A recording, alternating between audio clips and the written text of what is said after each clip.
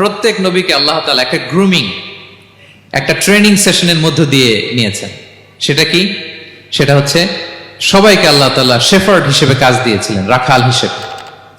পৃথিবীর সব নবীরা ছাগল চড়াতেন, সব, আদম আলাইহিস সালাম থেকে শুরু করে বিষ্ণু আলাইহিস সালাম পর্যন্ত।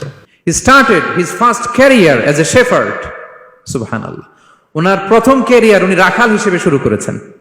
রাখালরা যে কাজ করে, অর্থাৎ মরুভূমিতে ভেড়া, ছাগল, তারপর বকরি, দুম্বা, এই চড়ানোর কাজগুলো দিয়ে বিষ্ণু ইসলাম তার ক্যারিয়ার শুরু করেছেন এজ এ শেফার্ড। বিষ্ণু ইসলাম বলেন, সহিহ বুখারীর বর্ণনা, মা বাআসাল্লাহু নাবিয়্যান ইল্লা রাআল গানাম। আল্লাহ তাআলা এই পৃথিবীতে এমন কোন নবী পাঠায় নাই যে নবীরা ছাগল চড়ায় নাই। সুবহানাল্লাহ পড়বেন না? সাহাবারা বললেন, ওয়া আনতা ইয়া রাসূলুল্লাহ, হে আল্লাহর নবী, আপনিও ছাগল চড়িয়েছেন? বিষ্ণু ইসলাম বললেন, নাআম, আমিও ছাগল চড়িয়েছি।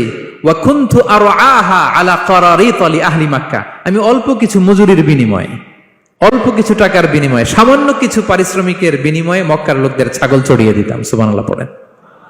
কেন সব নবীকে দিয়ে আল্লাহ ছাগল চড়ালেন? এই ট্রেনিং সেশন, গ্রুমিং সেশন কেন? কারণ ছাগলকে একসাথে বসানো কঠিন। ছাগল একটু কি বল, একটু টেরা টাইপের প্রাণী, কথা শুনতে চায় না।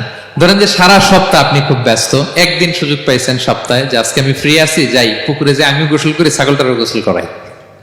এটা ধরে যদি এখন পুকুরের দিকে টান দেন, কি করবে? পা দুইটা এমন শক্ত করে মাটিতে ধরে রাখবে, আপনি যত টানবেন ওর ঘাড়ের চামড়া ছিঁড়ে যাচ্ছে, তারপরেও আসে না। এরপর ছাগলগুলোর একসাথে রাখা কঠিন, একটা নেচে ওদিকে যায়, আরেকটা লাফ দেয় এদিকে, আরেকটা ওইদিকে। এদেরকে যদি কেউ একত্রিত করতে পারে, তাহলে এই জাতিকে, মানব জাতিকে একত্রিত করা তার জন্য একেবারে সহজ, পানি ভাত, ঠিক কিনা? এজন্য আল্লাহ এই মানব গোষ্ঠীর উপর লিডারশিপ কায়েমের আগে ছাগল চড়িয়েছেন।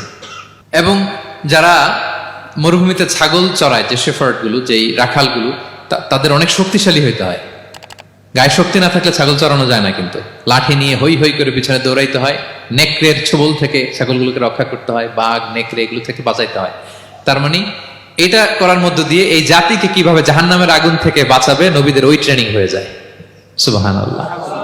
ছাগল এদিক ওদিক দৌড়াতে থাকে, এদেরকে যেমনি একত্রিত করতে হবে, নবীদের কাজও হচ্ছে মানব গোষ্ঠীকে ইউনাইটেড করা, একত্রিত করা। এজন্য আল্লাহ তাআলা মা বাআসাল্লাহু নাবিয়্যান ইল্লা রাআল গানাম, এই পৃথিবীতে এমন কোন নবী পাঠান নাই যে এই নবীকে দিয়ে আল্লাহ তাআলা ছাগল চড়ান নাই।